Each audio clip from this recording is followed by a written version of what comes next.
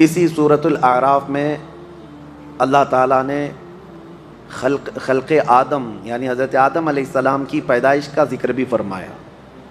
اللہ تعالیٰ فرماتا ہے ثم خلقناکم ثم صورناکم وَلَقَدْ خَلَقْنَاكُمْ ثُمَّ صَوَّرْنَاكُمْ، ہم نے تم کو پیدا کیا اور بہترین صورت دی، آدم علیہ السلام کو پیدا کیا۔ ثُمَّ قُلْنَا لِلْمَلَائِكَةِ اسْجُدُوا لِآدَمَ، پھر ہم نے تمام فرشتوں سے کہا آدم کو سجدہ کرو، فَسَجَدُوا إِلَّا إِبْلِيسَ، سبوں نے سجدہ کیا سوائے ابلیس کے۔ یہ واقعہ بارہا آپ نے سنا۔ آدم علیہ السلام کو اللہ تعالیٰ نے کیسے پیدا کیا، ایک ترتیب ہے اس میں۔ زمین کی مختلف جگہوں کی مٹی اٹھائی گئی، ہر جگہ کی مٹی اٹھائی گئی اور گوندا گیا، اور اس کو جنتی پانی سے گوندا گیا، اور پھر اس کو جو شکل دی وہ اللہ تعالیٰ کی مرضی سے۔ انسان کی جو شکل ہے وہ کسی اور کو نہیں دی گئی۔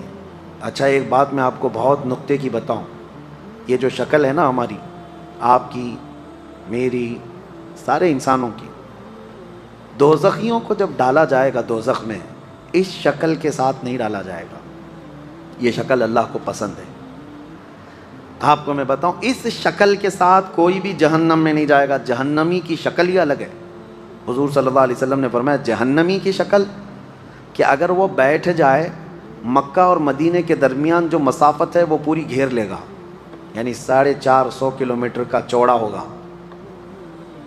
425 کلومیٹر مکہ اور مدینے کے درمیان ہے۔ حضور فرماتے ہیں ایک جہنمی اتنا چوڑا ہوگا، اتنا بڑا اونچا ہوگا۔ عذاب بھی تو چکنا ہے، یہ چھوٹے جسم کو کیا عذاب ہو، بڑا بنایا جائے گا اور اس کو عذاب چکھایا جائے گا۔ اس کے کانوں کے بارے میں کہا گیا ہے کہ ایک ایک پہاڑ کے برابر تو ایک کان ہوں گے اس کے۔ شکل بہت الگ ہوگی دوزخ میں جانے کی۔ اب ایک بہت نفیس بات میں آپ سے کہہ رہا ہوں، کیا ہی عمدہ بات کہی مفسرین نے کہ آخر اس شکل میں کیوں نہیں ڈالا جا رہا ہے۔ فرمایا گیا اس لیے کہ اللہ کے محبوب کی بھی یہی شکل ہے، اور اللہ اپنے محبوب کے مثل شکل کو دوزخ میں ڈالنا نہیں چاہتا۔ شکل بدل دی جائے گی۔ لیکن میرے عزیزو، ایک بات خلقت آدم کو ذکر کرنا ہے تو یہاں ایک چھوٹی سی بات ایولیوشن کے متعلق بھی عرض کر دوں۔ ڈاروینزم آپ کو پتہ ہے، ایک سائنٹسٹ ہے جس نے ایک تھیوری لوگوں کے سامنے پیش کی، اور کچھ انت بھگت ہیں آنکھ بند کر کے یقین کرتے ہیں کہ ہم بندر کے بچے ہیں۔ ہاں، ترقی کرتے کرتے اب یہ انسان ہو گئے، اور اس پر ان کا ایسا یقین ہے کہ پہلے جو تھے بندر تھے، اور بندر سے پیدا ہو کر کے، یہ پڑھا ہوگا نا اپنے سائنس میں، تاریخ میں، ہسٹری میں کہیں تو پڑھا ہوگا، ڈاروین کا نظریہ۔ ڈاروین کتنے سال پرانا ہے، لیکن اس کے نظریے کو آج پوری دنیا میں پھیلا دیا گیا۔ یہ اور بات ہے کہ اس کا نظریہ ابھی باطل بھی قرار دیا، بعض لوگوں نے اس کو انکار بھی کر دیا گیا ہے۔ امریکہ کے بڑے بڑے سینئر اداروں کے اندر اس نظریے کو باطل بھی قرار دیا جا رہا ہے، لیکن آج ہمارے ملک میں بھی اور کئی جگہوں پر اس پر لوگ جمے ہوئے ہیں کہ نہیں، بندر کی اولاد ہے۔ پہلی بات تو جواب یہ ہے کہ الحمدللہ ہم آدم کی اولاد ہیں۔ ہم کس کی اولاد ہیں؟ آدم علیہ السلام۔ بندر والوں کو میں کہتا ہوں، پوچھتا ہوں کہ ایک بار ایولیوشن ہوا، یعنی بندر تھا ان کا دادا، اور اولاد جو ہے بڑھتے بڑھتے بڑھتے انسانوں کی طرح ہو گئی، تو یہ پروسیس کنٹینیو کیوں نہیں ہو رہا ہے؟ یعنی ایک ہی بار بندر سے انسان پیدا ہو گیا، اب انسان سے گھوڑا کیوں نہیں پیدا ہو رہا ہے؟ اب انسان سے کوئی کتا بھی ہو جائے؟ بات سمجھ میں آ رہی ہے؟ اس تھیوری کو انہوں نے آج تک پیش نہیں کیا، وہ بھی بغیر دیکھے اس پر یقین کرتے ہیں۔ یہ بات میں آپ کو اس لیے عرض کر رہا ہوں، بڑے تمطراق سے کچھ ایتھیسٹ بھی اس طرح کے سوالات کرتے ہیں، ملحد لوگ، ناستک لوگ، جن کو دین دھرم سے کوئی تعلق نہیں، لیکن سائنس ان کا خدا ہے، سائنس کی ہر بات کو مانتے ہیں۔ سائنس نے ان کو کہا ہے، یا ایک سائنٹسٹ نے کہا ہے کہ بندر کی تھے پہلے تمہارے پروج، اور بڑھتے بڑھتے پھر یہ انسان کی شکل ہو گئی، دم غائب ہو گئی، یا پھر جیسے جیسے یہ ترقی یافتہ بندر ہے ان کے نظریے کے مطابق۔ نہ انہوں نے یہ ہوتے ہوئے دیکھا، ایولیوشن ہوتے ہوئے دیکھا ہے، بندر سے یہ ہوتے ہوئے دیکھا، لیکن کسی کی بات مان رہے ہیں۔ ان ظالموں سے میں یہ پوچھتا ہوں، تم بھی آنکھ بند کر کے ایک سائنسدان کی بات کو مان لیتے ہو اور پھر ہم سے پوچھتے ہو کہ جنت اور دوزخ کہاں ہے اور اللہ کہاں ہے. ہم نے بھی محمد الرسول اللہ کی بات آنکھ بند کر کے تسلیم کی. فرق کیا ہے؟ ہمارے اوپر وہ یہ بلیم کرتے ہیں کہ انہوں نے مسلمانوں نے کچھ دیکھا نہیں، جنت دیکھا نہیں، دوزخ دیکھا نہیں، لیکن مان رہے ہیں. تم نے کون سے تمہارے پروجوں کو دیکھا کہ بندر تھے؟ نہیں دیکھا لیکن مان رہے ہیں. بہت سارے نظریے ایسے ہیں. ابھی آپ سے میں سوال کرتا ہوں، دنیا اسکوائر ہے یا گول ہے؟ پرتھوی زمین گول ہے؟ سب مانتے ہیں. کون کون جا کر دیکھا ہے؟ دیکھا کوئی نہیں ہے لیکن مان رہے ہیں. جنہوں نے دیکھا وہ سائنسدان لوگ ہیں، یا انہوں نے سیٹلائٹ کے ذریعے سے مشاہدہ کیا اور دنیا کو یہ بتایا کہ زمین راؤنڈ ہے، گول ہے. اب اس کی بات پر یقین ہے، اس کے آلے پر، اس کی مشین پر یقین ہے. باقی پریکٹیکلی دیکھنے کے لیے ابھی کچھ ہے نہیں ہمارے پاس. کہاں جا کر کے دیکھیں گے کہ راؤنڈ ہے کہ اسکوائر ہے، کیسی ہے؟ لیکن مان رہے ہیں آپ. فرق اتنا ہی ہے، وہ ظالم بھی آنکھ بند کر کے مانتے ہیں سائنس کی بات کو، لیکن الحمدللہ ہم اس محمد الرسول اللہ کی بات کو جب مانتے ہیں جو اللہ کا سب سے محبوب نبی ہے، اور ایسی خبریں اس رسول نے ہمیں دی ہیں جو 1400 سال کے بعد وقوع پذیر ہو رہی ہیں، تو کیوں ہم رسول کریم صلی اللہ تعالیٰ علیہ وسلم کی باتوں کو یقین نہ کریں؟ میرے عزیزو، بہت ساری باتیں ہیں. میں یہاں پر آپ کو رک کر کے اسی لیے عرض کر رہا ہوں کہ بندر کی اولاد ہونا کبھی یہ ثابت نہیں کر سکتے. ہم نے کسی سے پوچھا تھا تو کہتے ہیں ہڈیاں فلاں فلاں دونوں سیم دکھتی ہیں اس لیے. ارے مینڈک کی بھی سیم دکھتی ہے، آپ دیکھیں. اور آپریشن کے لیے اکثر جو پریکٹس کے لیے میڈیکل لیب وغیرہ میں مینڈک کو استعمال کیا جاتا ہے، چوہے کو استعمال کیا جاتا ہے. تو کیا صرف 2 پیر ہو جانا، 2 ہاتھ ہو جانا، یا پھر ریڑھ کی ہڈی ہونا یہ سیم ہونے کی علامت ہے؟ نہیں، بلکہ انسان ہی ہے، انسان ہی سے پیدا ہوا ہے، اور اس سے بھی انسان ہی پیدا ہوگا، اس سے بھی انسان ہی پیدا ہوگا. آپ اگر وہ تھیوری مانتے ہیں، ایوولوشن کی تھیوری جو کہتے ہیں کہ پہلے کچھ تھا ابھی کچھ اور ہے اور بعد میں کچھ اور ہو جائے گا، اس کو ہم نہیں مانتے. یہ اسلامی نظریہ نہیں ہے، یہ اسلامی نظریہ نہیں ہے. اب سنیے، آدم علیہ السلام کی پیدائش اللہ تبارک و تعالیٰ نے فرشتوں کے ذریعے سے پورا جسم بنایا، اور جب وہ جسم بن گیا تو اس پر بارش برسائی گئی، اور پھر اس کے بعد اللہ فرماتا ہے ایسے اس کو پکا کر دیا جیسے مٹکا بجتا ہے، ٹک ٹک ٹک کی آواز.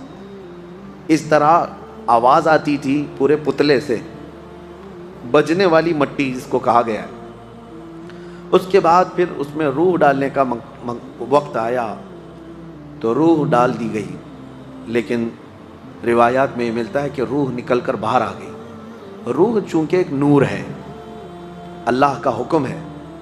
اس کے بعد روح سے پوچھا گیا تو روح نے کہا اندر اندھیرا بہت ہے جسم کے اندر.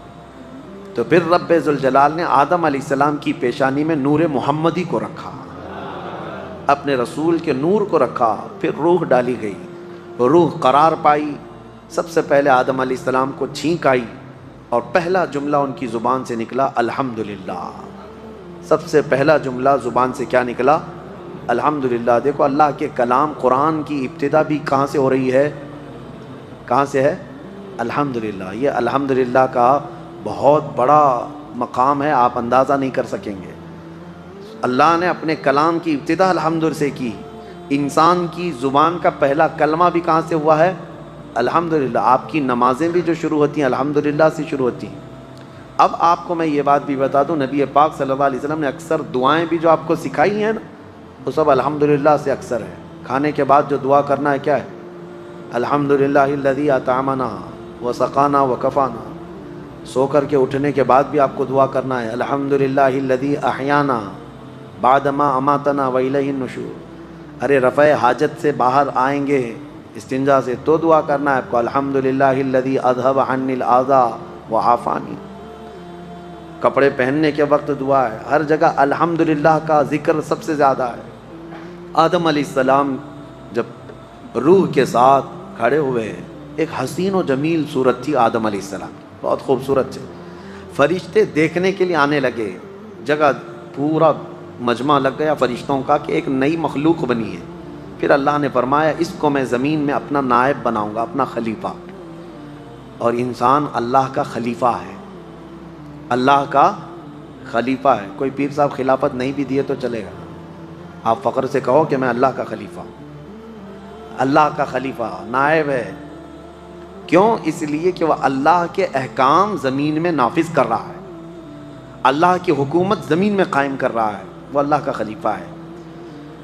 تو اب آپ کو میں بتاؤں, آدم علیہ السلام کو جب اللہ نے یہ فرمایا کہ میں خلیفہ بناؤں گا, تو فرشتوں نے یوں کہا کہ مولا کیوں تو ایسے کو خلیفہ بنائے گا کہ زمین میں جانے کے بعد انسان قتل و غارت کرے گا, فساد مچائے گا, خون ریزیاں کرے گا. فرشتوں کو کیسے معلوم تھا کہ یہ جانے کے بعد یہ سب ہونے والا ہے؟ مفسرین فرماتے ہیں اس لیے کہ انسانوں سے پہلے اس زمین پر اللہ نے جنات کو بھیجا تھا. جنات پورے آباد تھے اور انہوں نے بہت قتل و غارت کیا, فساد مچایا. تو پھر ان کو اس زمین سے بھگا کر کے جزیروں میں, آئیلینڈ کی طرف بھیج دیا گیا, جنگلوں کی طرف, جزیروں کی طرف ان کو بھیج دیا گیا کہ زمین خالی کرو اللہ کی. پھر یہ نئی مخلوق انسان کو اتارا گیا. پھر بھی کہیں کہیں سے چھوٹ کر کے جنات آ جاتے ہیں, لیکن ان کا مقام یہ نہیں ہے زمین. اور جن کو ایسا لگتا ہے کہ ہمارے گھر میں آئے, اس کی آنگھ میں آئے, اس کی آنگھ میں آئے, مجھے تو 90% نہیں آنے والے دکھتے, 10% ہو جاتے ہیں. جنات کا آنا ہے, ایسے واقعات ہے, لیکن یہ نہیں ہے کہ جنات کو کوئی اور کام دھندہ نہیں ہے کہ خالی وہ انسانوں کے اوپر چڑھتے رہیں گے. ایسا نہیں, ان کے بھی کام ہیں, ان کے بھی ہاں اسلام ہے, کفر ہے, ان کے ہاں معاش ہے, بہت سارے معاملات ہیں. جیسے ہمارے ہاں ہیں ویسے ان کے ہاں بھی ہیں. ابھی جیسے میں آپ کو بتاؤں, آپ میں سے بھائی سب بیزی ہیں, کچھ بزنس میں ہے, کوئی جاب میں ہے, کوئی ہے. میں آپ کو کہوں جاؤ کسی جن پہ جا کے چڑھو, تو آپ بھی کہیں گے میرے گھر بار کو کون دیکھے گا. اسی طرح جنات بھی خالی نہیں ہے, فالتو نہیں ہے. کچھ ان میں بھی فالتو ہوں گے جیسے ہم میں ہوتے ہیں, وہ پریشان کرتے ہوں گے. تو جنات کی یہ زمین تھی, ان کو بھگایا گیا, ان کو اس سرزمین سے نکالا گیا. اور پھر آدم علیہ السلام کو بھیجنے کا اللہ تعالیٰ نے ارادہ فرمایا. فرشتوں نے اسی بات کی وجہ سے کہا تھا کہ یہ بھی ویسی مخلوق ہوگی, یہ بھی جا کر کے قتل و غارت, خون ریزی کرے گی, گناہ کرے گی. تو رب تعالیٰ نے یہ فرمایا میں جو جانتا ہوں وہ تم نہیں جانتے. فرشتوں کو یہ جواب دیا. پھر اس کے بعد فرشتوں کے سامنے دنیا کی چیزوں کو اللہ نے پیش کیا. وہ چیزیں کیا تھی؟ ہر طرح کی چیز, یعنی یوں سمجھ لو درخت ہے, پیڑ ہے, اس کے اندر کا پتا, پھول, تنا, ہر چیز کا ایک نام ہے نا. انگلی کا بھی نام ہے, انگوٹھی کا نام ہے, ہر چیز کا ایک ایک نام ہے. تو چیزیں جو دنیا میں ہونے والی تھیں اللہ نے وہ فرشتوں کے سامنے پیش کیا اور پوچھا اس کا نام کیا ہے, اس کا نام کیا ہے, اس کا نام کیا ہے. فرشتوں نے کہا مولا ہمیں تو اتنا ہی جانکاری ہے جتنا تو نے ہمیں سکھایا ہے, یہ سب چیزوں کے بارے میں ہمیں علم نہیں. پھر آدم علیہ السلام کے پاس یہ سب چیزیں پیش کی گئی. آدم علیہ السلام نے شروع سے لے کر آخر تک ہر چیز کا نام بتایا کہ یہ ہے, یہ فلاں ہے, یہ فلاں ہے, یہ فلاں ہے. یہاں تک کہ بعض مفسرین فرماتے ہیں دنیا میں پیدا ہونے والوں کے نام بھی بتائے آدم علیہ السلام. اور تقریباً دنیا میں بولی جانے والی ہر زبان آدم علیہ السلام جانتے تھے, ساری زبانوں کا ان کو علم رہا. اب آپ اندازہ کرو یعنی ابو البشر آدم علیہ السلام کو جب پوری کائنات کی ہر شے کا علم ہے تو سید الانبیاء کو کتنی چیزوں کا علم ہے. ہمارے آقا و مولا صلی اللہ علیہ وسلم جن کے بارے میں قرآن خود کہتا ہے وَعَلَّمَكَ مَا لَمْ تَكُنْ تَعْلَمْ, اے محبوب ہم نے آپ کو وہ سب سکھا دیا جو کچھ نہیں جانتے تھے. وہ سب میں سب کچھ آیا, سب کچھ آیا. آدم علیہ السلام نے جب ساری چیزوں کے نام بتا دیے تو اللہ نے فرمایا اے فرشتو اب آدم کو سجدہ کرو. یہ سجدہ تعظیم کا سجدہ تھا, سب سجدے میں گر گئے. جانتے ہیں یہ سجدہ کتنا لمبا تھا؟ یہ سجدہ 500 سال کے قریب کا تھا. فرشتوں کا سجدہ. اٹھے لیکن ابلیس کو کھڑا ہوا دیکھا تو دوبارہ سجدے میں چلے گئے. فرشتے شکر میں کہ مولا ہم تو گمراہوں میں سے نہیں ہیں, جو تو نے حکم دیا ہم اس کی پیروی کر گئے. دوبارہ فرشتے سجدے میں گئے.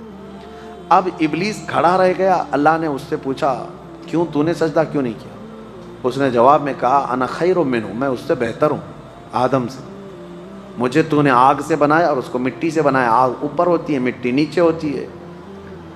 تو یہ جو چیزیں ہیں غرور اور انا شیطان کو تباہ کر دیا۔ اللہ نے فرمایا تو نے جو تکبر کیا جس کی وجہ سے ہمیشہ کے لیے تجھے مردود قرار دیا جاتا ہے، تو نکل جا۔ ابلیس کا نام عزازیل ہے، عزازیل، اس کو معلم الملائکہ کہا جاتا ہے، فرشتوں کا استاد کہا جاتا ہے۔ اس نے عبادت اتنی کی ہے کہ اس کے سجدے اگر روئے زمین پر پھیلا دیے جائیں تو ایک رائی کے دانے کے برابر بھی جگہ باقی نہیں ہوگی، اتنے سجدے ہیں ابلیس کے، لیکن سب ختم کر دیے گئے۔ نبی کی حرمت اور نبی کی عظمت کا انکار شیطان بنا دیتا ہے۔ آج بھی میں آپ کو بتا دوں، ابلیس شیطان اللہ کا انکاری نہیں ہے، وہ اللہ کو مانتا ہے، وہ اللہ کی عبادت بھی کرتا تھا، لیکن انکاری کس کا تھا؟ آدم علیہ السلام، نبی کا۔ تو آپ اندازہ کریں، نبی سے جس کو بغض ہے وہ ابلیس کی ذریت میں سے آتا ہے، نبی سے جس کو تکلیف ہے وہ ابلیس کی خصلتوں میں سے ہے۔ بہت سارے لوگ آج یہ کہتے ہیں ہم تو موحد ہیں، توحید توحید توحید، یعنی اللہ کی طرف، عبادت کی طرف ہم سب جو ہے بہت ایکٹیو ہیں، اور پھر وہ کہتے ہیں باقی یہ سب قبر پجوے ہیں، ہاں باقی سب بدعتی ہیں، شرک کرنے والے ہیں۔ اور یہ کہتے کہتے ہمیں تانا دیتے دیتے وہ نبیوں کی بھی گستاخی کر گئے، صحابہ، اولیاء، تابعین سب کی گستاخی کرنے لگ گئے۔ اللہ کو ایک ہم بھی مانتے ہیں، اللہ کی عبادت ہم بھی کرتے ہیں، ایاک نعبد و ایاک نستعین پر ہم مکمل عمل کرتے ہیں۔ لیکن ایک بات میں آپ کو بتا دوں، چند دنوں قبل بھی میں نے ایک اپنے بیان میں عرض کیا تھا کہ ہمارے اوپر ایک بہت بڑا الزام ہے کہ یہ یعنی قبروں کی پرستش کرتے ہیں یا رسول کو بڑھا کر اللہ کے برابر کرتے ہیں، غلط بات ہے۔